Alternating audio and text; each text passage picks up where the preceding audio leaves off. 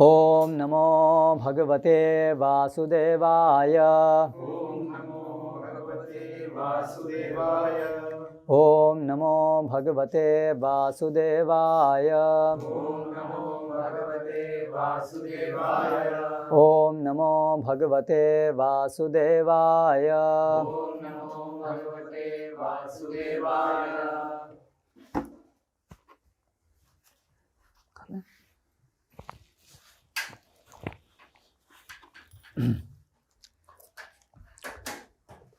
तो हम श्रीमद् भगवद गीता यथारूप का अध्ययन आगे करेंगे 12वें अध्याय से। आशा है 11वें अध्याय तक का हमने कर लिया था, तो 12वें अध्याय से आरंभ करेंगे। शीर्षक है भक्ति योग। श्लोक क्रमांक 1। अर्जुन उवाच एवं सततयुक्ता ये भक्तास्त्वां पर्युपासते ये चाप्यक्षरमव्यक्तं तेषां के योगवित्तमाः। अनुवाद एवं तात्पर्य द्वारा कृष्ण कृपा मूर्ति श्री श्रीमद् अभय चरणारविंद भक्ति वेदांत स्वामी श्री प्रभुपाद। अर्जुन ने पूछा, जो आपकी सेवा में सदैव तत्पर रहते हैं या जो अव्यक्त निर्विशेष ब्रह्म की पूजा करते हैं, इन दोनों में से किसे अधिक पूर्ण या सिद्ध माना जाए। तात्पर्य, अब तक कृष्ण साकार, निराकार एवं सर्वव्यापकत्व को समझा चुके हैं और सभी प्रकार के भक्तों और योगियों का भी वर्णन कर चुके हैं। सामान्यतः अध्यात्मवादियों की को 2 श्रेणियों में विभाजित किया जा सकता है, निर्विशेषवादी तथा सगुणवादी। सगुणवादी भक्त अपनी सारी शक्ति से परमेश्वर की सेवा करता है। निर्विशेषवादी भी कृष्ण की सेवा करता है, किंतु प्रत्यक्ष रूप से न करके वह अप्रकट निर्विशेष ब्रह्म का ध्यान करता है। इस अध्याय में हम देखेंगे कि परम सत्य की अनुभूति की विभिन्न विधियों में भक्ति योग सर्वोत्कृष्ट है। यदि कोई भगवान का सानिध्य चाहता है तो उसे भक्ति करनी चाहिए। जो लोग भक्ति के द्वारा परमेश्वर की प्रत्यक्ष सेवा करते हैं वे सगुणवादी कहलाते हैं। जो लोग निर्विशेष ब्रह्म का ध्यान करते हैं वे निर्विशेषवादी कहलाते हैं। यहाँ पर अर्जुन पूछता है कि इन दोनों में से कौन श्रेष्ठ है। यद्यपि कृष्ण के साक्षात्कार के अनेक साधन हैं, किंतु इस अध्याय में कृष्ण भक्ति योग को सबों से श्रेष्ठ बताते हैं। यह सर्वाधिक प्रत्यक्ष है और ईश्वर का सानिध्य प्राप्त करने के लिए सबसे सुगम साधन है। भगवद गीता के 2वें अध्याय में भगवान ने बताया है कि जीव भौतिक शरीर नहीं है, वह आध्यात्मिक स्फुरलिंग है और परम सत्य परम पूर्ण है। 7वें अध्याय में उन्होंने जीव को परम पूर्ण का अंश बताते हुए पूर्ण पर ध्यान लगाने की सलाह दी है। पुनः 8वें अध्याय में कहा है कि जो मनुष्य भौतिक शरीर का त्याग करते समय कृष्ण का ध्यान करता है वह कृष्ण के धाम को तुरंत चला जाता है। यही नहीं, 6ठे अध्याय के अंत में भगवान स्पष्ट कहते हैं कि योगियों में से जो भी अपने अंतःकरण में निरंतर कृष्ण का चिंतन करता है वही परम सिद्ध माना जाता है। इस प्रकार प्रायः प्रत्येक अध्याय का यही निष्कर्ष है कि मनुष्य को कृष्ण के सगुण रूप के प्रति अनुरक्त होना चाहिए, क्योंकि वही चरम आत्म साक्षात्कार है। इतने पर भी ऐसे लोग हैं जो कृष्ण के साकार रूप के प्रति अनुरक्त नहीं होते। वे दृढ़तापूर्वक विलग रहते हैं, यहाँ तक कि भगवद गीता की टीका करते हुए भी वे अन्य लोगों को कृष्ण से हटाना चाहते हैं और उनकी सभी भक्ति निर्विशेष ब्रह्मज्योति की ओर मोड़ते हैं। वे परम सत्य के उस निराकार रूप का ही ध्यान करना श्रेष्ठ मानते हैं जो इंद्रियों की पहुँच के परे है और अप्रकट है। इस तरह सचमुच में अध्यात्मवादियों की 2 श्रेणियां हैं। अब अर्जुन यह निश्चित कर लेना चाहते हैं कि कौन सी विधि सुगम है और इन दोनों श्रेणियों में से कौन सर्वाधिक पूर्ण है। दूसरे शब्दों में वह अपनी स्थिति स्पष्ट कर लेना चाहते हैं, क्योंकि वह कृष्ण के सगुण रूप के प्रति अनुरक्त हैं। वह निराकार ब्रह्म के प्रति आसक्त नहीं है। वह जान लेना चाहते हैं कि उनकी स्थिति सुरक्षित तो है। निराकार स्वरूप चाहे इस लोक में हो चाहे भगवान के परम लोक में हो, ध्यान के लिए समस्या बना रहता है। वास्तव में कोई भी परम सत्य के निराकार रूप का ठीक से चिंतन नहीं कर सकता। अतः अर्जुन कहना चाहते हैं कि इस तरह से समय गंवाने से क्या लाभ। अर्जुन को 11वें अध्याय में अनुभव हो चुका है कि कृष्ण के साकार रूप के प्रति आसक्त होना श्रेष्ठ है, क्योंकि इस तरह वह एक ही समय अन्य सारे रूपों को समझ सकता है और कृष्ण के प्रति उसके प्रेम में किसी प्रकार का व्यवधान नहीं पड़ता। अतः अर्जुन द्वारा कृष्ण से इस महत्वपूर्ण प्रश्न के पूछे जाने से परम सत्य के निराकार तथा साकार स्वरूपों का अंतर स्पष्ट हो जाएगा। ओम ज्ञानतिमिरान्धस्य ज्ञानञ्जनशलाकया चक्षुरुन्मीलितं येन तस्मै श्रीगुरवे नमः। श्रीचैतन्यमनोभीष्टं स्थापितं येन भूतले स्वयं रूपकदा मह्यं ददाति स्वपदान्तिकं। वन्देऽहं श्रीगुरो श्रीतःपदकमलं श्रीगुरून् वैष्णवांश्च श्रीरूपं साग्रजातं सहगणा रघुनाथान्वितां तं सजीवं साद्वैतं सावधूतं परिजनसहितं कृष्णचैतन्यदेवं श्रीराधाकृष्णपादान् सहगणललिता श्रीविशाखान्वितांश्च। जय श्रीकृष्णचैतन्य प्रभो नित्यानन्द श्री अद्वैत गदाधर शिवासादि गौरभक्तवृन्द। हरे कृष्णा कृष्णा कृष्णा हरे हरे, हरे राम राम राम हरे हरे। तो ये 12वां अध्याय है। जो बीच के 6 अध्याय हैं उसमें ये अंतिम अध्याय है, 7 से 12। इन 6 अध्याय के अंदर भगवान भक्ति योग के विषय में विशेष रूप से बताते हैं, और इस जो बीच के 6 अध्याय हैं उसमें भी 2 प्रकार की भक्तियों को बताते हैं, एक अनन्य भक्ति और एक मिश्रित भक्ति। और पहले के जो 6 अध्याय हैं उसमें भगवान श्री कृष्ण ने ज्ञान योग, कर्म योग, ज्ञान योग के विषय में बताया, जिसको श्रील प्रभुपाद एक तात्पर्य में चैतन्य चैतामृत बताते हैं। ये भी ये विद्ध भक्ति के ही अंतर्गत है एक प्रकार की, क्योंकि बारीक अंतर है, पर दोनों ही एक प्रकार से भक्ति हैं और दोनों ही एक प्रकार से मिश्रित हैं, शुद्ध नहीं हैं। इससे श्रील प्रभुपाद एक प्रकार से विद्ध भक्ति भी उनको कह सकते हैं।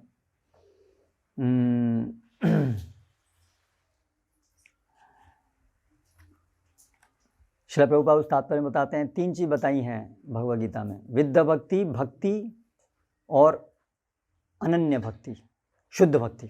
शुद्ध भक्ति, भक्ति, विद्ध भक्ति। तो वहाँ पर ये ज्ञान योग, कर्म योग को श्रील प्रभुपाद विद्ध भक्ति। तो क्या अंतर है इसमें?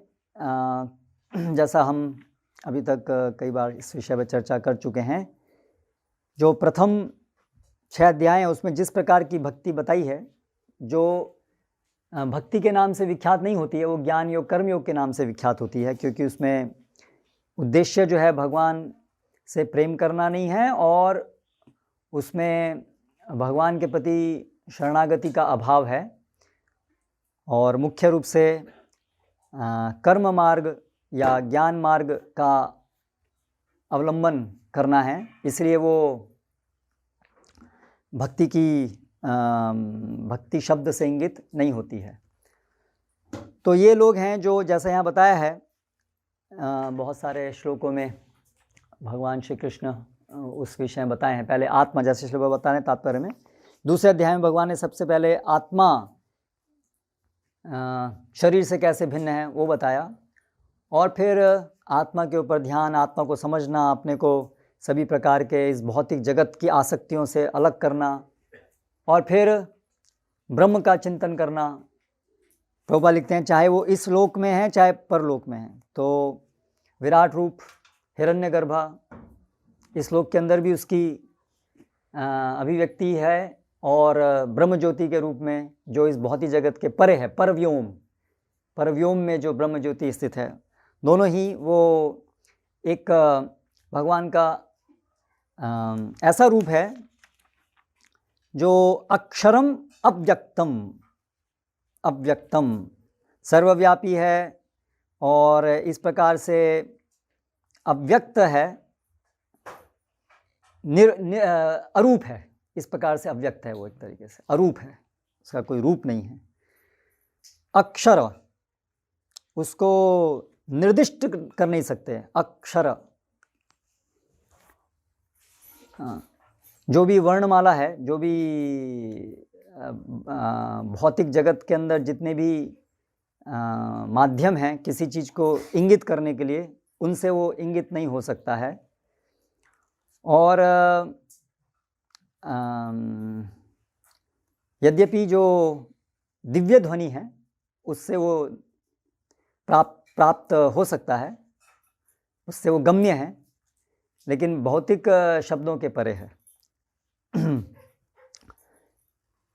फिर भगवान ने छठे अध्याय के अंत में जो अभी तक के सारे अलग अलग प्रकार के तपस्वियों, कर्मिभ्य, इन सब का, ज्ञानीभ्य, इन सब का वर्णन करके अंत में बताया कि उन सबसे श्रेष्ठ कौन है। योगी नाम अपि सर्वेषां मद्गतेनंतरात्मना श्रद्धावान भजते यो माम समय युक्त तमो मताः। तो वहाँ पर भगवान ने फिर बताया कि इनसे श्रेष्ठ तो ये हैं जो कि उनका चित्त भगवान के दिव्य स्वरूप में, भगवान की दिव्य लीलाओं में रमता है, जो भगवान के दिव्य रूप को समझते हैं, स्वीकार करते हैं, और न केवल समझते स्वीकार करते हैं बल्कि उसके प्रति आकृष्ट होते हैं। जो निराकार निर्विशेष ब्रह्म ज्योति है, वो जानते हैं कि ये मया ब्रह्मणो ही प्रतिष्ठा हम, ये भी भगवान का ही प्रकाश है, किंतु वो आकृष्ट होते हैं भगवान के दिव्य रूप के प्रति। तो ऐसे जो योगियों में से, सब प्रकार के योगियों में से ये सर्वश्रेष्ठ हैं, ये भगवान ने छठे अध्याय के अंत में बताया। और उसके बाद फिर सातवें अध्याय से भगवान ने भक्ति योग बताना आरंभ किया, उसी का विस्तार। अभी ये जो वाक्य था योगी नाम पे सर्वेशाम, उसी को आगे और विस्तार से भगवान ने अगले 6 अध्याय में बताया। तो उसमें सबसे पहला श्लोक भगवान ने क्या बताया सातवें अध्याय में?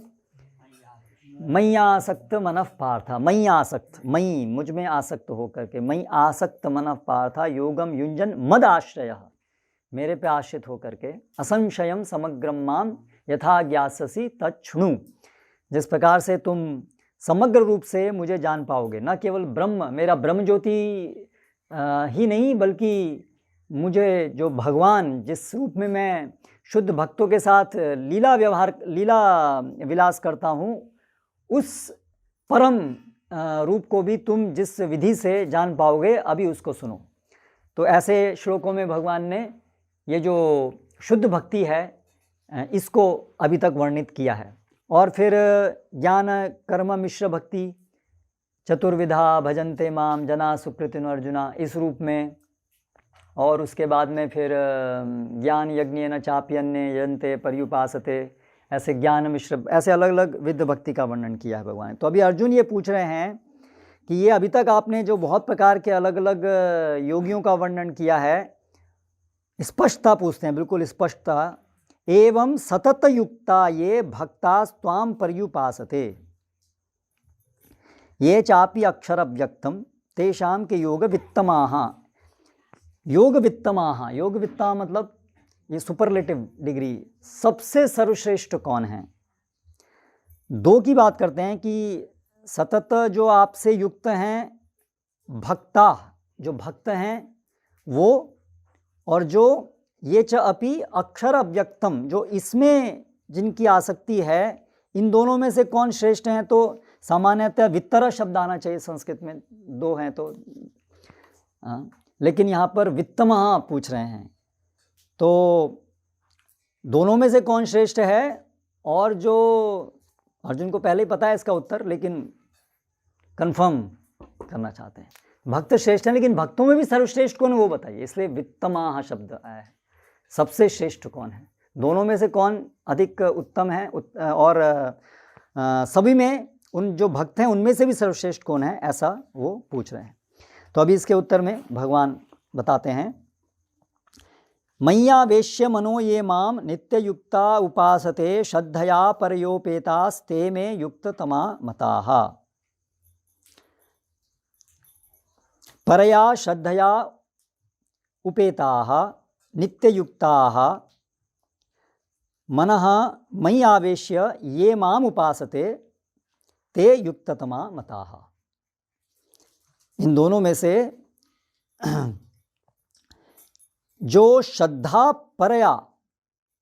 परा श्रद्धा, अलग अलग प्रकार की श्रद्धा भगवान ने बताई है। जितने भी सारे प्लेटफॉर्म हैं वो सब श्रद्धा के आधार पर ही अलग अलग उनका विभाजन होता है।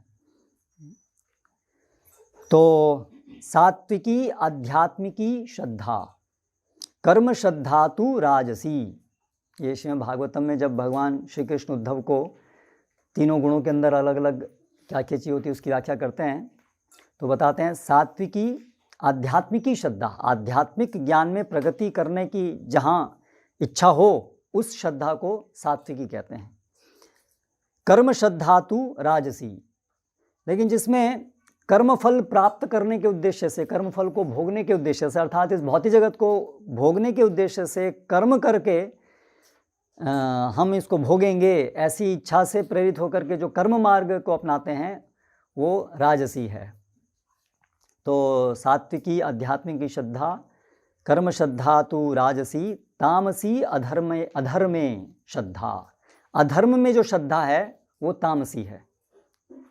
अधर्म धर्म इति वा मन्यते तामसावृताः, भगवान 18वें अध्याय में बताते हैं, जो अलग अलग बुद्धि के भेद बताते हैं। अधर्म धर्म इति वा, जो अधर्म को धर्म माने, तो वैसी जो श्रद्धा है अधर्म को सही मानना, वो जो श्रद्धा है वो तामसी है। मन निष्ठम तो निर्गुणम, और जो मेरे में निष्ठा है वो निर्गुणम है, वो गुणों के अतीत है। भगवान के दिव्य रूप, भगवान के हम नित्य सेवक हैं, भगवान की नित्य सेवा करना ही हमारी स्वाभाविक स्थिति है, ये समझ ये निर्गुणम है, ये गुणों के अतीत है। तो यहाँ पर जो भगवान कह रहे हैं श्रद्धया परया श्रद्धया उपेताः, तो ये यहाँ पर इसका बात हो रही है, जो निर्गुण श्रद्धा है। तो ऐसी श्रद्धा से नित्य युक्ताः, जो संपूर्ण अपने यत् करोषि यदश्नासि यज्जुहोषि ददासि यत् तपस्यसि कौन्तेय तत्कुरुष्व मदर्पणम, अपने सारे कार्यों को भगवान को अर्पित करते हैं। या जैसे इसी अध्याय के पहले जो अध्याय था 12वां अध्याय, उसका अंत में भगवान क्या बताए, मत कर्म कृन् मत परमो मद भक्ता संग वर्जिताः निर्वैराः सर्वभूतेषु यः स मामेति पांडवा। जो मत कर्म कृन्, मेरा कर्म, मेरे लिए कर्म करते हुए, मदर्थे धर्म कामार्थान, मेरे लिए सारे अपने धर्म अर्थ काम इत्यादि सब करते हुए, मत कर्म कृन् मत परमो, जो मुझे परम मांगते हुए, मद भक्ता, जो मेरे भक्त हैं, संग वर्जिता, तीनों गुणों से असक्त हैं, निर्वैरः सर्वभूतेषु, जो सभी जीवों के प्रति निर्वैरः हैं, किसी के प्रति वैर नहीं रखते हैं, निर्वैरः सर्वभूतेषु यः स मामेति पांडवा, ऐसे लोग मेरे पास आते हैं। तो ये नित्य युक्ता का अर्थ है, नित्य रूप से भगवान की सेवा में संलग्न रहते हैं। तो परया श्रद्धया उपेताः नित्य युक्ताः मनः मयि आवेश्य, और मन को मुझ में पूरी तरह से लगा करके, आवेश, जिनका मन पूरी तरह से मुझ में आवेशित है, ये ते ऐसे युक्ततमा मताः, वे जो हैं वो सर्वश्रेष्ठ रूप से मुझसे। तो यहाँ पर भगवान ने अभी भक्तों में भी, यानी जो मिश्रित भक्त हैं उसमें भी उनसे भी अधिक श्रेष्ठ हैं अनन्य भक्त, इसलिए युक्ततमा सुपरलेटिव डिग्री के अंदर उसका उत्तर दिया है कि सबसे उत्तम ये हैं। अनन्यश्चिन्तयन्तो माम ये जनाः पर्युपासते सर्वधर्मान् परित्यज्य माम एकं शरणं व्रजा, और मय्यासक्त मनाः पार्था योगम युञ्जन मदाश्रय, ये सब श्लोक जो हैं ये अनन्य भक्ति को दर्शाने वाले श्लोक हैं। तो ये सबसे उत्तम है, ये भगवान कहते हैं। श्री भगवान ने कहा, जो लोग अपने मन को मेरे साकार रूप में एकाग्र करते हैं और अत्यंत श्रद्धापूर्वक मेरी पूजा करते हैं, सदैव लगे रहते हैं और मेरे द्वारा परम सिद्ध माने जाते हैं।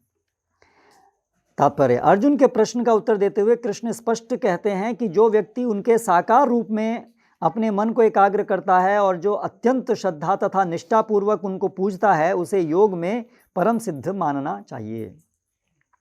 जो इस प्रकार कृष्ण भावना भावित होता है उसके लिए कोई भी भौतिक कार्यकलाप नहीं रह जाते, उसके लिए कोई कार्यकलाप भौतिक नहीं रह जाते, क्योंकि हर चीज़ को वो भगवान को समर्पित करता है, इसलिए वो इस भौतिक जगत में रहते हुए भी भौतिक जगत में नहीं रहता है।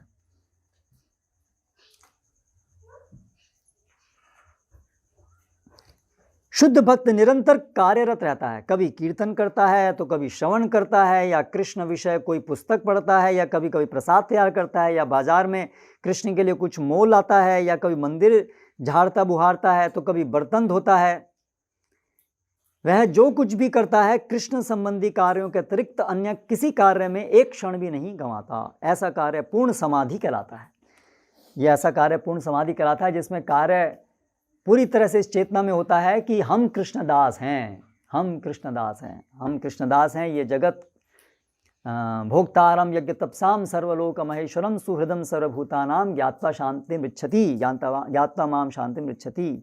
भगवान सभी के अधिपति हैं, हम सब भगवान के ही अंश हैं, इसलिए हमारा एकमात्र कर्तव्य हर वस्तु को भगवान की सेवा में लगाना। इस धारणा के साथ जो इस संसार में रहता है वो इस भौतिक जगत में रहते हुए भी नहीं रहता है, इस भौतिक जगत में नहीं रहता है। एंड मैं ख़त्म कर दूंगा, जयंती हम प्रभु हैं तो 15 मिनट पहले ख़त्म कर देंगे।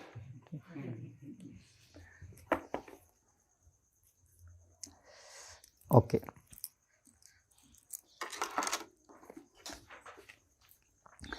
तो फिर अभी भगवान ने ये बताया, तो क्या फिर प्रश्न उठता है, तो फिर जो दूसरे लोग हैं वो व्यर्थ, उनका कुछ क्या होता है, उनका जो अव्यक्त में आ सकते हैं, जो आपके निराकार जो स्थिति है उसमें जो आ सकते हैं, उनका क्या होगा, वो व्यर्थ हैं। तो भगवान आगे उत्तर देते हैं, ये तो अक्षरम अनिर्देश्यम अव्यक्तम पर्युपासते सर्वत्र गमचिन्त्यम च कूटस्थम अचलध्रुवम संनियमेन्द्रिय ग्रामम सर्वत्र समबुद्धयः ते प्राप्नुवन्ति मामेव सर्वभूत हिते रताः। जो दूसरा जो अर्जुन ने पूछा था उनके विषय में, ये तू वो जो अक्षर अनिर्देश्य, अक्षर जो है वो अनिर्देश्य है, अव्यक्तम जो अव्यक्त है, पर्युपासते और उसके बारे में और अन्य विशेषण दिए हैं। सर्वत्र गम अचिंत्यम च जो सर्वत्र गम सर्वव्यापी है और इसलिए अचिंत्य है, जो तर्क से नहीं जाना जा सकता है। कूटस्थम जो समय भूत वर्तमान भविष्य में से बदलता नहीं है, प्रभावित नहीं होता है। कूटस्थम अचलम किसी प्रकार का कोई परिवर्तन जिसमें नहीं आता है। ध्रुवम नित्य स्थित है। संनियमेन्द्रिय ग्रामम समस्त प्रकार की इंद्रियों को संयमित करने के माध्यम से ही जिसको अप्रोच किया जा सकता है। सर्वत्र समबुद्धया ऐसे लोगों के द्वारा जो समबुद्धि हैं, जिनके अंदर द्वंद्व नहीं रह गया है, यानी कितने सारे विशेषण उन्होंने प्राप्त किए हैं, कितने सारी उन्होंने उपलब्धियां प्राप्त की हैं, है ना। ते प्राप्नुवन्ति मामेव, वे भी मुझे ही प्राप्त करते हैं। ते प्राप्नुवन्ति मामेव सर्वभूत हिते रताः, उनका एक और विशेषण क्या है, उनका एक और सर्वभूत हिते रताः, क्योंकि वो द्वंद्व से मुक्त होते हैं इसलिए वो सभी जीवों का हित चाहते हैं, उसके लिए प्रयासरत रहते हैं। सर्वभूत हिते रताः, तो वे भी मुझे ही प्राप्त करते हैं। अभी मुझे ही प्राप्त करते हैं, तो यहाँ पर मुझे ही प्राप्त करने का अर्थ है कि वो जिसकी उनको जो उनका लक्ष्य था, ब्रह्म ज्योति या परमात्मा, उनको वो प्राप्त करते हैं। लेकिन वदन्ति तत्तत्त्वविदस् तत्त्वज्ञानमद्वयम् ब्रह्मेति परमात्मेति भगवानिति शब्दते, इसकी वजह से ब्रह्म परमात्मा और भगवान, क्योंकि भगवान के ही अलग अलग 3 स्थितियाँ, इसलिए मामेव ये शब्द जो है तीनों के लिए उपयोग में आएगा, चाहे वो ब्रह्म हो, चाहे परमात्मा हो, चाहे वो भगवान हो। तो इसी तरह से ब्रह्मभूत प्रसन्नात्मा न शोचति न कांक्षति समः सर्वेषु भूतेषु मद भक्ति लभते पराम भक्त्या माम अभिजानाति यावान यश्चास्मि तत्वतः। वहाँ पर भी भक्त्या माम अभिजानाति, वहाँ पर भी यही बात है कि भक्ति से ही मुझे जाना जा सकता है, चाहे वो ब्रह्म ज्योति हो, चाहे वो परमात्मा हो, चाहे वो भगवान हो, लेकिन मात्रा अलग अलग है, उसके गुण अलग अलग है उस प्रकार की भक्ति की। एक मिश्रित भक्ति है, एक शुद्ध भक्ति है। तो भगवान को जो है केवल शुद्ध भक्ति से जाना जा सकता है, लेकिन जो ब्रह्म और परमात्मा हैं उनको मिश्रित भक्ति से जाना जा सकता है।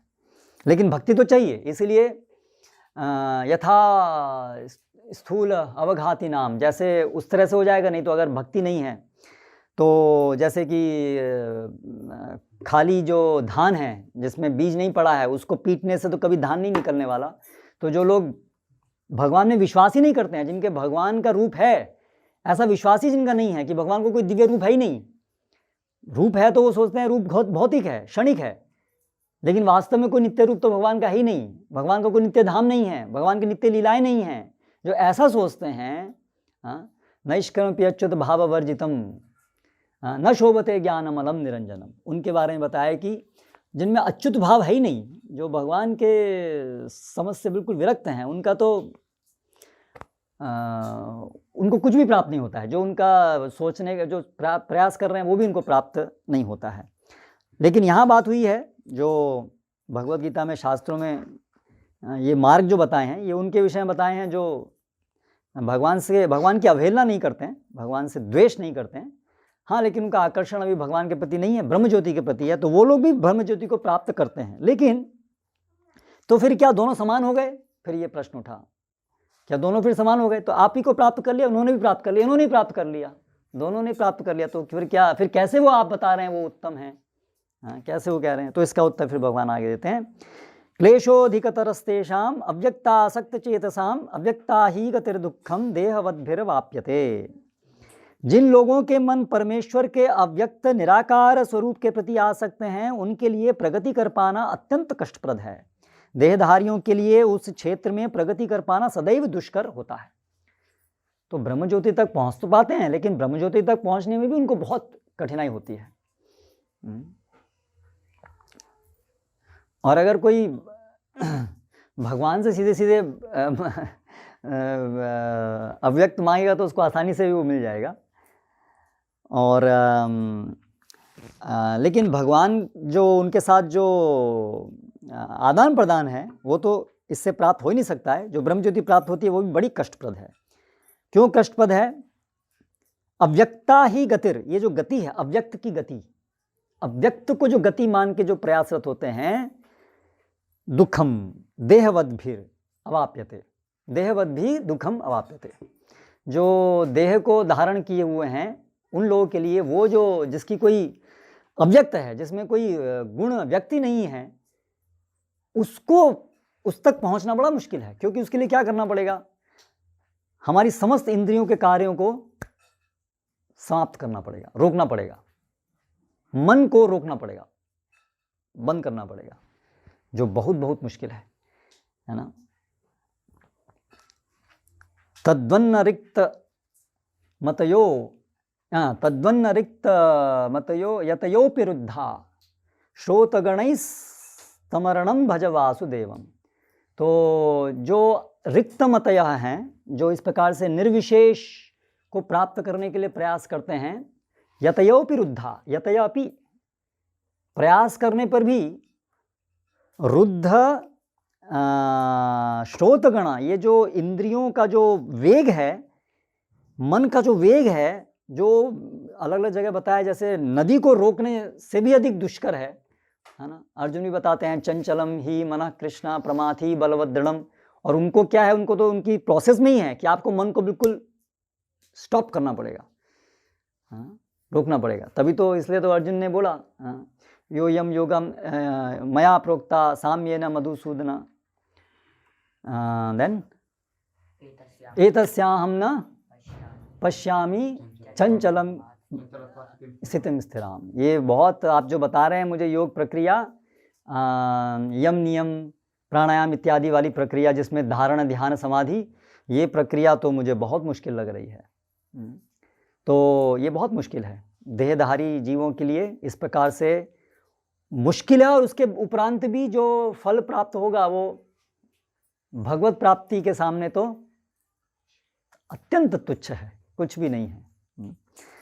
तो इस तरह से भगवत गीता में ये सार रूप में भगवान ने यहाँ पर अभी तक जो भी अलग अलग स्तर बताए, उसका एक कंपैरेटिव स्टडी, तुलनात्मक विश्लेषण यहाँ पर प्रस्तुत हुआ है। तो तात्पर्य पढ़ेंगे।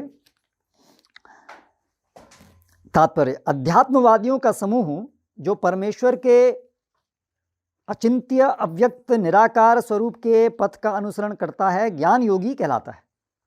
यहाँ परिभाषा, ज्ञान योगी ये है जिनका लक्ष्य ये है, परमेश्वर के अचिंत्य अव्यक्त निराकार स्वरूप के पथ का अनुसरण करता है, ज्ञान योगी कहलाता है। और जो व्यक्ति भगवान की भक्ति में रत रहकर पूर्ण कृष्णा भावनामृत में रहते हैं वे भक्ति योगी कहलाते हैं। कृष्ण चेतना, कृष्ण एक जो व्यक्ति हैं उनकी चेतना से ओतप्रोत रह के उनकी सेवा में रत रहते हैं, उनको भक्त कहते हैं, वे भक्ति योगी कहलाते हैं। यहाँ पर ज्ञान योग तथा भक्ति योग में निश्चित अंतर बताया गया है। भगवान के ही द्वारा दोनों में अंतर स्पष्टतः यहाँ पर बताया गया है। ज्ञान योग का पथ यद्यपि मनुष्य को उसी लक्ष्य तक पहुंचाता है किंतु है अत्यंत कष्टप्रद, जबकि भक्ति योग भगवान की प्रत्यक्ष सेवा होने के कारण सुगम है और देहधारी के लिए स्वाभाविक भी है। जीवनादि काल से देहधारी है, सैद्धांतिक रूप से उसके लिए यह समझ पाना अत्यंत कठिन है कि वह शरीर नहीं है। अतएव भक्ति योगी कृष्ण के विग्रह को पूज्य मानता है क्योंकि उसके मन में कोई ना कोई शारीरिक बोध रहता है जिसे इस रूप में प्रयुक्त किया जा सकता है। निस्संदेह मंदिर में परमेश्वर के स्वरूप की पूजा मूर्ति पूजा नहीं है। अभी जैसे हम ये वाक्य आया कि सैद्धांतिक रूप से देहधारी के लिए यह समझ पाना अत्यंत कठिन है कि वह शरीर नहीं है। बहुत मुश्किल है ना, शरीर में बिल्कुल बैठे हुए हैं और शरीर के साथ ही सारा काम कर रहे हैं पूरा हर क्षण, और आज नहीं करोड़ों साल से, और फिर ये समझना कि हम शरीर नहीं है। बहुत लोग शरीर नहीं है, कैसे समझ रहे हैं शरीर नहीं है, हम मन नहीं है, मन नहीं है, हम मन नहीं है। तो ये विचार भी तो मन से ही कर रहे हैं, मन नहीं है तो हम कैसे समझे मन नहीं है हम। तो ये बहुत मुश्किल है कि हम मन नहीं है, हम शरीर नहीं, इसके परे कुछ है। तो इसलिए ये सैद्धांतिक रूप से इस बात समझना बड़ा मुश्किल है। इसीलिए भक्ति योगी जो है वो कृष्ण के विग्रह की पूजा करता है। तो तुरंत मन में प्रश्न आ सकता है, हाँ यही सही बात है, मायावादी लोग इसलिए कृष्ण की पूजा करने की जरूरत है क्योंकि हम समझने मुश्किल है कि हम शरीर नहीं आत्मा है। इसलिए एक रूप बना लो, एक रूप विचार कर लो, कल्पित रूप, क्योंकि अभी हम अभ्यस्त हैं रूप के प्रति, इसलिए एक रूप की कल्पना कर लो और कम से कम निस्वार्थ हो जाओ। अभी एक रूप कल्पित करके उसकी सेवा करो, क्योंकि सबसे पहले अपने को अनासक्त होना है ना। तो अनासक्त होने के लिए अपनी सारी जो आसक्ति है उसको खींच करके उसे ऐसे एक कल्पित रूप में वहाँ पर आप रखो। तो श्रील प्रभुपाद इसलिए यहाँ पर तुरंत कह रहे हैं कि इसका अर्थ ये नहीं है कि मंदिर में जो भगवान की पूजा होती है वो मूर्ति पूजा है। तो क्या अंतर है मूर्ति पूजा में और विग्रह की पूजा में?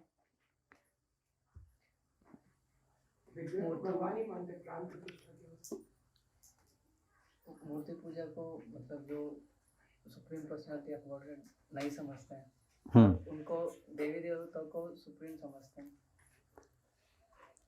मतलब जो भी देवी देवता के मंदिर जाते हैं, हाँ, मूर्ति पूजा वो देवी देवताओं की कुछ भी समझो, लेकिन आत्मा और शरीर उसका उनका जैसे भगवान को भी ऐसे सोचते हैं। भगवान की जो आइडल है तो उनका आत्मा जैसे प्राण प्रतिष्ठा करते हैं तभी ये वहाँ पे आएंगे, वरना ये सिर्फ एक स्टोन है ऐसा इसका। और आप बताइए। विग्रह भगवान से अभिन्न है और मूर्ति जब बोल रहे हैं तो मूर्ति मतलब कोई भी रूप देना।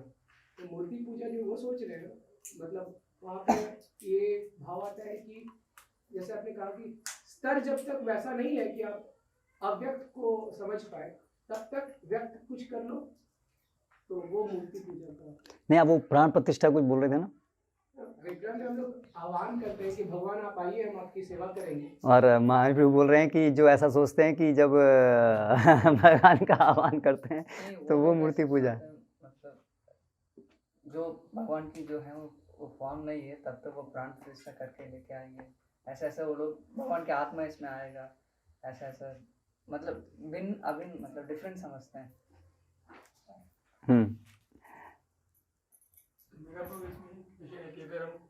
प्रश्न है या कमेंट है? प्रश्न के रूप में कमेंट प्रश्न ही है अगर भगवान ने त्रिभंग मुद्रा में भगवान है, मुरली है, लेकिन जब तक उनकी प्राण प्रतिष्ठा नहीं होती तब तक हमको कुछ भी मतलब सम्मान न दे, कैसे भी रखे, तो वो क्या ठीक है? क्योंकि वो तो ये अच्छा ठीक है, तो इसका आगे का भी हो गया ये। यस, तो जो उसकी जैसे भक्तिदान सरस्वती महाराज बताते थे कि वास्तव में हम लोग प्राण प्रतिष्ठा भी नहीं शब्द उपयोग करते हैं। हम कहते हैं कि गुरु हमको ये सेवा का अवसर प्रदान करते हैं, सेवा उजागर करते हैं, reveals the services, reveals the services. गुरु जो है हमें सेवा प्रकाश करते हैं। तो वो सही उसका अर्थ है। प्राण प्रतिष्ठा भी उसमें वो थोड़ा वो धारणा है कि ये आत्मा अंदर आई है, ये है थोड़ा उसमें डिफरेंस, वो अवधारणा हो सकती है। लेकिन वास्तव में जो विग्रह हैं, तो विग्रह तो वास्तव में हमेशा से भगवान के ही रूप के ऊपर वो करे हैं। तो इस प्रकार से भगवान वहाँ हैं, किंतु उनकी सेवा का अधिकार हमें गुरु के माध्यम से मिलता है। भगवान तो वहाँ हैं, लेकिन उनका सेवा का अधिकार हमें गुरु के माध्यम से मिला है। इसलिए तब हम योग्य होते हैं, वो हम सेवा करें, वो स्वीकार करें उसकी। तो ऐसा अर्थ नहीं है कि कोई भी विग्रह हैं, कोई भी, तो हम उनका अनादर करें कि यहाँ तो अभी ये तो अभी, ऐसा नहीं है।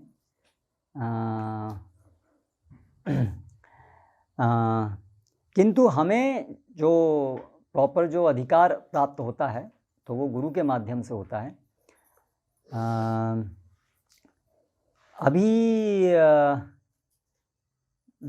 जैसे मतलब ये गड़बड़ कहाँ आती है, ऐसे कई भक्त लोग अभी क्या करते हैं कि ये प्राण प्रतिष्ठा इनकी नहीं हुई है ना, इसीलिए हम इनको कभी खाना दें नहीं दें, जैसा मन में आए वैसा कर सकते हैं, क्योंकि इनकी प्राण प्रतिष्ठा नहीं हुई है। तो एक्चुअली वो अगर हमको प्राण प्रतिष्ठा नहीं हुई है तो फिर कभी कभी खाना क्यों खिला रहे हैं? फिर भगवान है या नहीं है वहाँ, दोनों में से एक चीज़ कुछ होगी। जब खाना खिला रहे हैं तो भगवान उपस्थित हो जाते हैं, और जब खाना नहीं खिलाते तो वहाँ से प्राण प्रतिष्ठा गायब हो जाते हैं। तो मतलब हमारे अपने ऊपर है, हम जैसा चाहें वैसे भगवान को जब चाहें रहे। तो वो एक अपराध युक्त मेंटालिटी है, इसलिए हैं। विचार हो सकता है जैसे हम चित्र होते हैं, भगवान के चित्र के प्रति भी तो हम ऐसा ही करते हैं। वैसे हम ऐसे अभी जो एक मूर्ति है तो इसमें हम प्रयोग कर लेते हैं, ऐसे विचार हो सकता है। हाँ, भगवान के चित्र में भी वास्तव में तो विचार यही है कि भगवान के चित्र में जहाँ पर भी भगवान का रूप है वो भगवान से अभिन्न है, किंतु जहाँ पर विशेष सेवाएं जो हैं, वो विग्रह जो हैं वो मुख्य रूप से सेवा के लिए उनका वो आकार बनाया ही जाता है उसके लिए। और इसलिए ठीक है, वो दुकान में रखे हैं, जब तक उनकी सेवा वहाँ पर गुरु ने हमको नहीं दी है तो ठीक है। लेकिन ऐसा नहीं कि उनको जब मर्जी आए तब सेवा करें फिर छोड़ दें, ऐसा नहीं होना चाहिए। तो वो कंसेप्ट नहीं है प्राण प्रतिष्ठा का उस प्रकार से। यस, प्राण प्रतिष्ठा या सेवा उजागर करना ये है कि एक समय से हम उनको सेवा करना शुरू करते हैं, पर जब सेवा करना शुरू किया तो फिर ऐसा नहीं कि मन माने ढंग से उसको कभी भी बंद कर देंगे हम, ऐसा नहीं होना चाहिए। तो उस तरह से प्राण प्रतिष्ठा वाली धारणा से ये गड़बड़ आती है, जो गलत समझ है उसकी प्राण प्रतिष्ठा की। मूर्ति पूजा, विग्रह पूजा क्या डिफरेंस? तो मूर्ति पूजा है कि धारणा ये है कि ये पत्थर है, ये भौतिक है, वो है मूर्ति पूजा। और जहाँ पर ये अंडरस्टैंडिंग है ये कृष्ण है, ये भगवान है, या ये जो भी देवता हैं, वो देवी देवता के भी जो विग्रह हैं तो वो भी वो देवी देवता हैं। ऐसा नहीं कि वो केवल एक हाँ बस उनको एक मान लिया हमने कि ये हैं, ऐसा नहीं है। वास्तव में वो उसमें वहाँ वो हैं और उसके रूप में वो सेवाएं स्वीकार करते हैं। तो ये है विग्रह सेवा और मूर्ति सेवा। तो इसलिए प्रभुपाद जी बोल रहे हैं हम मूर्ति से उपासक नहीं हैं, हम लोग इस कंसेप्शन से नहीं करते हैं। ऐसे ही जैसे कई लोग भगवान कृष्ण को बाहर ऐसे ही रख देते हैं, ऐसी मूर्ति बना दिया तो वो मूर्ति क्या, हाँ ठीक है, स्टैचू धारणा क्या है, ये पत्थर ही है। तो केवल एक ये तो केवल एक हमको बस याद दिलाने के लिए है बस कि ऐसे भी कोई भगवान थे, नहीं, वास्तव में वो साक्षात ब्रजेंद्र नंदन भगवान, साक्षात आप ब्रजेंद्र नंदन हैं। समय हो गया, हो ही गया वैसे अभी, ठीक है। नहीं, आप पूछ रहे थे ना? नहीं। अच्छा, तो प्रभु हम देवी देवता जब देवी देवता एक मिनट पहले, एक पहले जो फर्स्ट टाइम क्वेश्चन। तो फिर ये वैदिक प्रोसेस ऑफ इंस्टॉलेशन का क्या वैल्यू रहेगा? बिकॉज इट्स वैदिक प्रोसेस। नहीं, वो प्रोसेस सही है, लेकिन उसकी जो और सटीक अंडरस्टैंडिंग है वो ये है कि आचार्य जो है उसकी सेवा उजागर करते हैं, उनकी सेवा चल रही है, लेकिन हमें उसका अधिकार देते हैं यहाँ पर कि अब आप उसमें सेवा में संलग्न होइए, लाइक दैट। लेकिन जो प्राण प्रतिष्ठा की जो इस्कॉन में कई बार जो कंसेप्ट, दैट इज़ रॉन्ग। हाँ, वो तो वैदिक नहीं है, वो तो हम लोगों ने बना लिया है।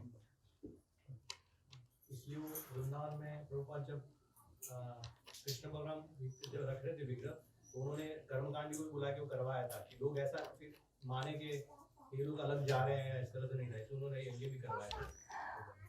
हाँ, मतलब वो तो इस प्रकार से, हाँ ये आवश्यकता नहीं है प्राण प्रतिष्ठा की, मतलब तो भी अलग से करवाया था प्रभुपाद ने, नहीं लोग फिर मानेंगे नहीं, मतलब वो हाँ। नहीं मान्यता। हाँ इसी मूर्ति पूजा से रिलेटेड हाँ हाँ, यस।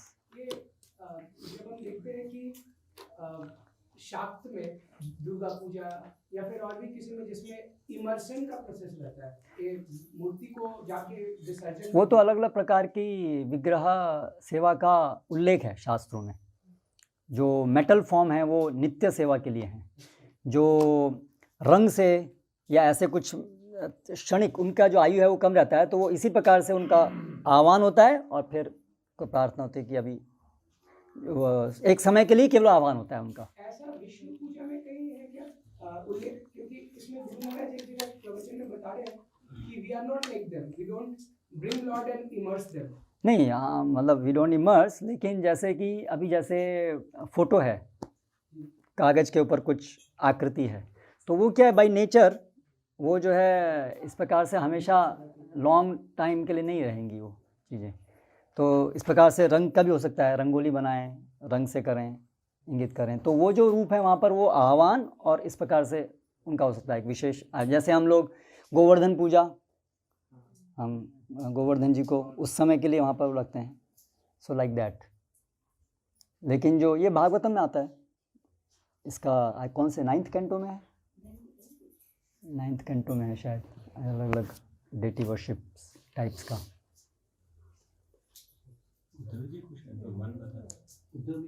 उद्धव गीता में, अच्छा, मंदिर कैसे बनाना है, क्या क्या मटेरियल से विग्रह बन सकते हैं। अच्छा, परपट में है, मतलब श्लोक नहीं श्लोक में है ये सब। हाँ, अलग अलग प्रकार के जो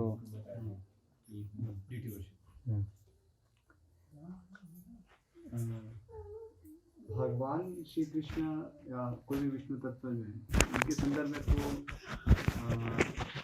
जैसे सिद्धांत है कि उनके नाम रूप गुण लीला विग्रह सब अभिन्न है, इसलिए उसमें समझना सरल है। उनका विग्रह कोई भी उनका प्रतिरूप जो ना हो तो उनसे अभिन्न है। देवी देवता के संदर्भ में क्या इसी प्रकार से समझ है, क्योंकि वो तो मतलब भगवान की जो प्रकृति है इस प्रकार से तो नहीं है। शिव जी जैसे वैष्णव उनकी बात हो सकती, लेकिन इन जनरल जैसे डेमिगॉड्स इंद्र चंद्र इत्यादि उनको तो प्रॉपरली कभी आह्वान किया जाएगा in that some particular form. मतलब मैं एक पूर्व पक्ष रखा हूँ, मुझे ऐसा लग रहा है कि शायद ऐसा हो सकता है, तो तभी वो स्वीकार उसमें स्वीकार करेंगे। मतलब इवन भगवान भी, जैसे कोई विग्रह हैं भगवान के, जैसे भी कहते हैं भाई मुसलमानों ने देखो तोड़ दिया भगवान को, तो भगवान तो स्वीकार तो तभी करेंगे जब हम प्रेम से उनको देंगे। ऐसे भगवान विवश नहीं हैं कि आके वहाँ रहने के लिए किसी भी रूप में सेवा स्वीकार करने के लिए।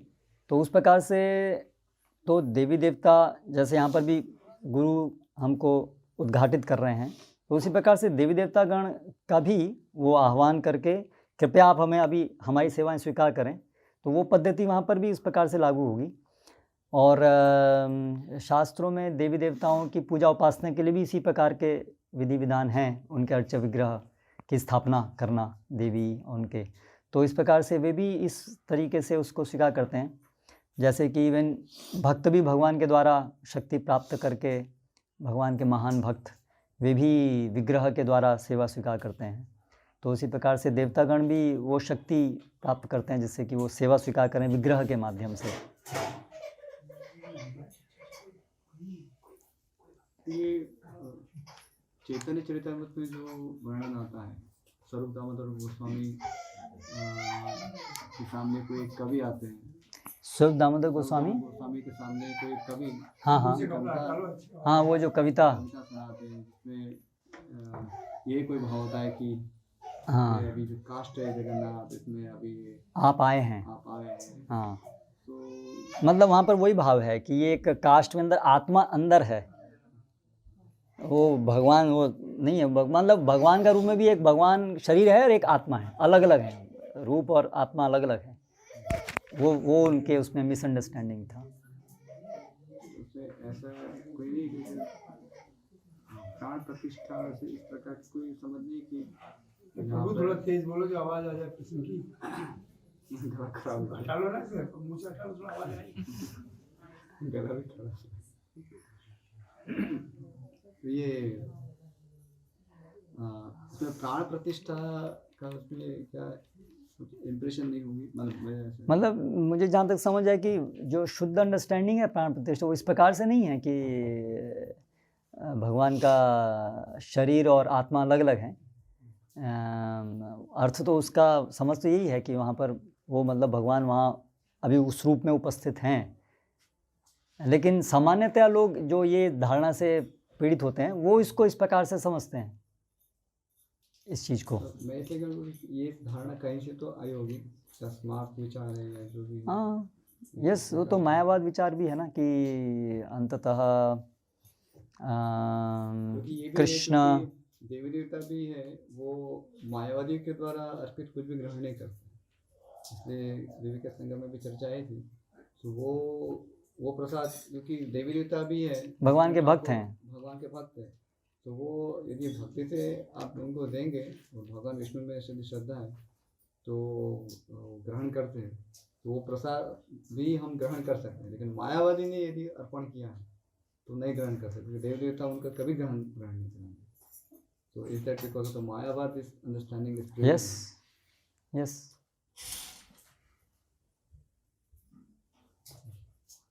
जी प्रभु, सभी एक ही गति प्राप्त करते हैं, खुद एक ही मुझे प्राप्त करते हैं। तो इसमें कर्मयोगी जो है तो वो किस कैटेगरी में आएगा, ब्रह्मेति या परमात्मा? दोनों देखिए, जो मुमुक्षु है, कर्मयोगी मतलब मुमुक्षु जो मुक्ति की कामना कर रहा है, तो उनके अलग अलग प्रकार हो सकते हैं उसी के अंदर। कुछ होते हैं जो ब्रह्म ज्योति के प्रति आसक्त होते हैं, कुछ होते हैं जो को यहाँ सुख की आकांक्षा है। नहीं, वो तो मतलब कर्मकांडी हो गए। अभी हम योग स्ट्रिक्ट सेंस में जो कर्म योगी है मतलब वही है निष्काम कर्म जो कर रहे हैं, तो या तो वो ब्रह्म में लीन होने की कांक्षा करेंगे या तो वो परमात्मा के लोक में जाकर सुख ऐश्वर्योत्तर मुक्ति की कामना करने वाले होंगे। तो दोनों ही प्रकार के हो सकते हैं वो लोग, और दोनों ही प्रोसेस से आ सकते हैं। परमात्मा की उपासना करके यम नियम या अनासक्त के भाव को डेवलप करके दोनों ही मार्ग से दोनों ही जगह जा सकते हैं।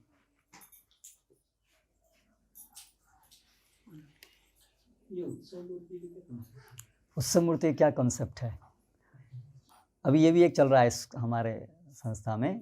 एक क्या विचार है कि उत्सव विग्रह लेके जाते हैं घर घर में, और वहाँ पर उसको बोलते हैं पदरावनी, उत्सव मूर्ति को लेके जाते हैं। सुबह में कोई नहाया है नहीं नहाया, आप उनको छूइए, उनकी आरती कीजिए घर वाले लोग, ऐसा वो बोलते हैं। ये तो उत्सव विग्रह, इनको आप छू सकते हैं, इनको आप छू सकते हैं, इनको आप कोई भी उनको ले सकता है, कोई भी ऐसा, ये उत्सव विग्रह हैं, ऐसा एक विचार चल रहा है। तो वास्तव में उत्सव विग्रह जो हैं वो विग्रह हैं, तो जो भी नियम विग्रह सेवा के हैं वही नियम उत्सव विग्रह के लिए भी हैं। अंतर क्या है, उत्सव विग्रह, उत्सव जब हो रहा है तो वो मूव कर सकते हैं, उत्सव विग्रह वो पालकी में जा सकते हैं, लेकिन पालकी में कौन लेके जाएगा, वही जो उनके सेवा कर रहा है वही लेके जाएंगे। ऐसा नहीं कोई भी उनको कुछ भी कैसे भी टच करे, कैसे ऐसे स्टैंडर्ड अलग है ऐसा नहीं है, सेम स्टैंडर्ड, लेकिन उसका जैसे हम देखते हैं श्रीरंगम में या तिरुपति में, जब भी बाहर मैदान के अंदर उत्सव होना है, बहुत लोग आने हैं, तो वहाँ पर वो उत्सव विग्रह आते हैं और वहाँ पर फिर उनकी आराधना पूजा, जैसे सहस्र दीप दान होता है तिरुपति में, तो वो उत्सव विग्रह आते हैं, बड़ा सुंदर सा बड़ा वो है झूला, और ब्राह्मणगण जो उनकी सेवा कर रहे हैं वो उनको झूला झुलाते हैं और वो सहस्र दीप प्रज्वलित किए आते हैं, और फिर वहाँ पर भगवान की प्रसन्नता के लिए स्मार्त ब्राह्मण भी आकर के वहाँ पर पुरुष सूक्ता इत्यादि अलग अलग सब और तमिल कुछ ये सब बोलते हैं और कुछ भजन इत्यादि गाते हैं। तो ये उत्सव है। ऐसे श्रीरंगम में भी हम देखे थे भगवान के विग्रह बाहर आके, जब भी कोई पंडाल प्रोग्राम होता है भगवान आते हैं, तो ये है उत्सव विग्रह, मतलब जो मूव कर सकते हैं। या उत्सव विग्रह मतलब जो भगवान के विग्रह के लिए सेवा के जो नियम है वही वहाँ पर भी लागू होंगे, ऐसा नहीं कि उनका अलग स्टैंडर्ड है। सर्वेश प्रभु, एम आई करेक्ट? जब हमारा डेटी किसी के घर पे इंस्टॉल, मतलब नया घर आया तो उनके घर पे गए हैं, तो भक्त लोग उनके लिए कुछ अन्न भी बनाकर भोग लगाते हैं और फूल उनके चरण में अर्पण करते हैं। फिर ये सारी चीज़ हिस्ट्री करना आगे पता नहीं इस विषय में तो सर्वेश प्रभु बता पाएंगे। घर में हम लोग ले जाते हैं अपने विग्रह गौर निताय को, तो वहाँ पर जो घर में जो लोग बनाते हैं वो anybody can cook, those who are non-initiated also। अच्छा, तो उस तरह से देखें तो वो लोग उत्सव विग्रह को लेके जा रहे हैं, कीर्तन कर रहे हैं, तो वो offering will be done ब्राह्मण अर्पण करते हैं, फिर चामरा और any offering when taking the deities, हाँ, वो ब्राह्मण। अच्छा, कुकिंग जो है वो कर सकते हैं, कुकिंग घर से कर सकते हैं। अच्छा, सेम श्रीरंगम में भी लाइक वो रथ विधि they will say all the like north south east west in the streets deities will go at that time every house they will offer, they need not be brahman। पर वो तो अच्छा need not be Brahmanas, जो रथ विधि जो है वो अग्रहारम में से जाती है ना nowadays, but we are talking of traditionally। हाँ, like only the rule was there, only the brahmanas will stay, for them only the ratha vidhi was made। There is like 8th level of the temple actually, 7 levels inside the temple, 8th। But abhi when the Lord is going outside, specific in Srirangam in that way, and Shrivilipur we have this similar to the Kark festival, we have a big Kark festival there। Like we call this Ter card। At that time also they do the offering।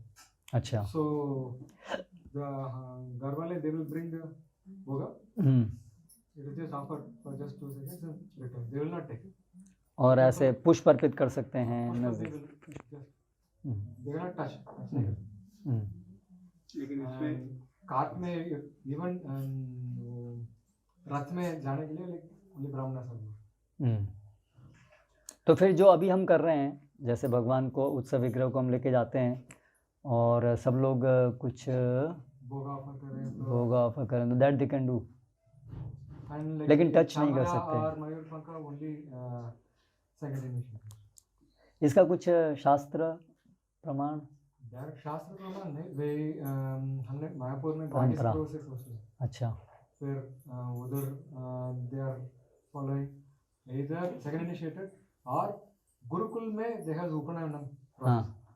ये 2 category devotees can do, like Gurukul उपनयनम students they are not second initiated but they take the thread for the upanayana, so they can do, or the actual second initiated like बाहर is always brahman initiated, they do the like विग्रह लेके जाना और to take and give it to the हाथी के ऊपर। लेकिन offering करना और कुकिंग वो आप कोई भी कर सकते हैं बाहर। हमारे विग्रह जो उत्सव विग्रह, हमारे तो एक ही विग्रह, हमारे तो अभी फिक्स्ड विग्रह नहीं है, हमारे तो उत्सव विग्रह ही हैं। आगे भी उत्सव यही कराएंगे। हाँ इसमें ये विचार ये हो सकता है कि जो मंदिर है वहाँ पर तो जो मेल ड्यूटीज होते हैं वही कुकिंग करते हैं, उनका एक स्टैंडर्ड होता है। लेकिन इसका अर्थ नहीं कि घरों में लोग ऑफरिंग नहीं करते, माताएं तो कुकिंग करती हैं जो पंचरात्र से दीक्षित हुई है। तो इसी प्रकार ये जो उत्सव मूर्ति है वो एक अवसर है कि जो पंचरात्र दीक्षा प्राप्त हुए हैं, न्यूली इनिशिएटेड है, तो वो माताएं भी इसमें पार्टिसिपेट कर सकते हैं, नॉट एनीबडी है। हाँ, लेकिन सवेश प्रभु तो ऐसा कह रहे हैं एनीबडी। ये हम कंफर्म कर सकते हैं कि क्या एनीबडी मतलब उसमें क्या है। महाराज की बुक है ना भारतीय परंपरा का जीवन शैली, उसमें महाराज डिस्कशन में बताते हैं जो कोई प्रभु जी से बात नहीं। तो मुझे बताया जब मैं छोटा था तो कोई रिटीज आ रहे थे चौक के, तो मेरी माँ ने कुछ पीले कलर के पात बना के तुरंत दादी के गई और ऑफर किया वहाँ पे, उन्होंने लिया ऑफर करके वापस। नहीं वो तो हो सकता है, लेकिन वो कौन थे वो लोग? वो ऑलरेडी दे ब्राह्मण वाले ब्राह्मण थे। नहीं, वो तो ठीक है, ब्राह्मण ही थे ना बनाने वाले भी। बनाने वाले ब्राह्मण नहीं थे, बनाए मेरी माँ ने बनाया। पर वो उनकी माँ कौन थी? वो किसके घर से थे? किस वो जो इंटरव्यू है वो? हाँ तो फिर ऐसे वो तो बोलते ऐसे होता है कि रास्ते में मतलब कोई भी ऑफर करता है, देख देता है, वो लेते हैं और ऑफर करते हैं। मतलब कई बार क्या होता है ये डिस्क्रिप्शन में वो डिटेल, वहाँ टॉपिक नहीं है ना ये कॉन्टेक्स्ट कि कौन कर सकता है, इसलिए वहाँ पर वो उस स्टेटमेंट से हम सब कुछ नहीं पता चला सकते हैं, क्योंकि वहाँ कॉन्टेक्स्ट ही नहीं चल रहा है ना to decide who can offer and who can not. तो उन्होंने भी बोला होगा रास्ते में जो भी जा रहे हैं सब करते थे, अभी वो जा ही वहीं से रहे हैं, सारे अग्रहारम में से ही जा रहे हैं, सब वही कर रहे हैं। That may be also one possibility ना, क्योंकि ये तो विचार है क्योंकि श्री विग्रह की जो उपासना है तो हम वो तो उसके नियमों के अनुसार नहीं होनी चाहिए। हम ये कोई रागानुगा भक्ति नहीं करते कि कोई भी आके जो कौन सी जगन्नाथ में खिचड़ी है ना, कर्मा बाई की खिचड़ी, दैट्स नॉट अ कॉन्सेप्ट। तो हम विधि से ही विधि भक्ति कर रहे हैं। तो एटलीस्ट उनका माताएं जो है उनका एक स्टैंडर्ड है, घरों में तो कर ही दें, मंदिरों में नहीं कर सकते क्योंकि हाई स्टैंडर्ड है। So at least they should be initiated, duly initiated, then only they should be cooking. Otherwise, मतलब एक भाव होना अच्छी बात है, but then why has procedure? और क्या ऐसा है कि उत्सव मूर्ति एक्सेप्शन है, ऐसा भी या उत्सव एक्सेप्शन है, वो भी जगन्नाथ रथ यात्रा में भी भगवान जगन्नाथ सब लोग ऐसा है, दर्शन करते हैं ना, वो ऑफरिंग करते हैं।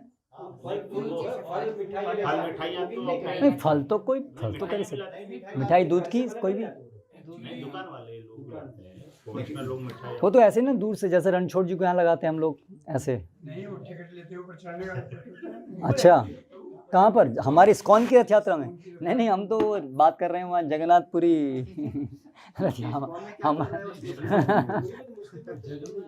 वो स्टैंडर्ड पूरी वाला रथ यात्रा, मतलब मुझे लगता है वो पंचरात्र फॉलो करते होंगे, क्योंकि रामानुजाचार्य आए तो वही देना चाहते थे यहाँ पे उस तरह के विधि विधान सारी चीजें, मगर भगवान नहीं चाहता। नहीं, लेकिन उनके बहुत कड़क नियम हैं अपने, वो अलग हैं, लेकिन उनके अपने कड़क नियम, दे आर नॉट लूज। जो भी आप देखिए कुकिंग, वहाँ पूरे उस कुकिंग एरिया में कोई दूसरा प्रवेश नहीं कर सकता है। जगन्नाथ को भी टच कर सकते हैं, वहाँ पे तो जगन्नाथ को अलाउ करते हैं टच करना। तो वो भी एक देखना पड़ेगा कि उत्सव के समय में कुछ विशेष आर्डर में टच करना। हाँ, वो तो विट्ठल जी के भी है वहाँ, वो तो कुछ विशेष मंदिरों में ऐसे, बाकी जनरल सामान्य नहीं है। बाकी कुकिंग के लिए तो उनका स्टैंडर्ड फिक्स है, वो देखने भी नहीं देते, वहाँ जाएंगे तो आपको बोलेंगे क्या नहीं कर सकते। तो क्या वो जगन्नाथ रथ यात्रा में ऐसे कुकिंग करके कोई देते हैं? ऐसा कभी जगन्नाथ रथ यात्रा में क्या कोई भी कुकिंग बाहर से करके भगवान को ऑफर करता है? पूरी की बात हो रही, जगन्नाथपुरी की है ये। रथ यात्रा में ऐसे चैतन्य चेतन में बनाता है कि कोई वो विप्र शासन करके जगह है, वहाँ पे जब भगवान होते हैं तो पूरे दुनिया के बाहर के लोग कुछ भी लोग उनको भगवान कुछ भी विप्र शासन मतलब ब्राह्मण, विप्र शासन मतलब ब्राह्मण नहीं ऐसे उसमें तो क्लियरली डिस्क्रिप्शन दिया है कि बाहर के जो होते हैं ना, बाहर के लोग जो जगन्नाथपुरी में आए भी है, घूमने के लिए आए, वो भी बना के भगवान को कुछ भी ऑफर कर सकते हैं, मतलब भगवान को ऑफर करने लायक चीजें। तो बाहर के कोई भी लोग या कोई भी जाति के लोग हो, विप्र शासन जगह पे भगवान को ऑफर करने की ऐसी सुविधा है। अभी वो सिस्टम नहीं रहा है, लेकिन कहाँ पर है ये लिखा हुआ? चैतन्य चेतन में देख के बताता हूँ। अच्छा, वो जो भगवान रथ यात्रा का उत्सव है, भगवान का रथ यात्रा का, भगवान जब आराम करने जाते हैं वहाँ पे, तो वहाँ पे जब भीड़ हो जाती है सबकी, तो भगवान आराम करने चले जाते हैं वहाँ पे से, तो वहाँ ऐसे डिस्क्रिप्शन दिया है। ठीक है, तो आप कल थोड़ा देख के बताइए, कल चर्चा करें। ठीक है, अभी समय हो गया। हरे कृष्णा। श्रील प्रभुपाद की जय।